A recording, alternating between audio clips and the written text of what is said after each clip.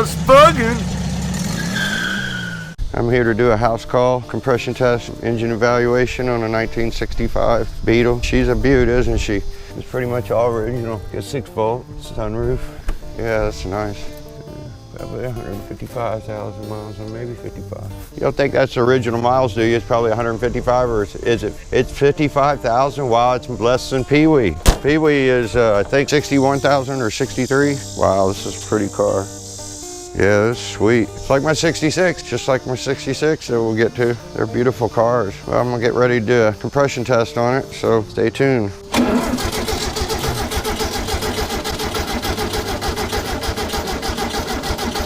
All right, 110. That wasn't bad, 110. These have a low compression, probably around 115, 125, anywhere around there. When a lot of people rebuild them, they'll build up the compression. A stock build like this, probably about 120. Below 100 is when you want to be concerned, but it's basically what, a 36 horsepower motor in this? I'm not the actual builder, I have builders. I've built one in my life with the help of someone else once. All right. On number 2 now. Yes, sir. Okay, well, that was about 117. About 117. Yeah, so far so good. I'd love to have a refresh again. I don't know how many times for a while there, it was like 5 refreshes, and then all of a sudden it's 4 rebuilds. Put brakes on the back and the wheel cylinder put on the front. New battery. Hey, shh, shh, shh. I can hear it. It's got some in play in it. We're on number 3. Can't really tell what that is without putting a dial indicator on it. All right, that's 100.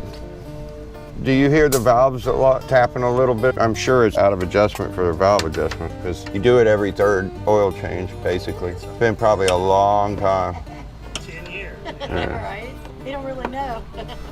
That one was 100, so. But that's the hottest cylinder, it's number 3. Because of the placement on the oil cooler, how the air circulates. When you're 15 years old, or was it 14? Always put them in with your fingers all the way to the Oh, my dad was so mad. I learned how to do a Healy coil that day. That was at the Newell Hill house. I can still remember it. 4. Okay, that's about 107. You didn't fail. You have one borderline, but that's number 3, and it has been extremely long time, probably since it had a valve adjustment. Possibly make a difference with a valve adjustment.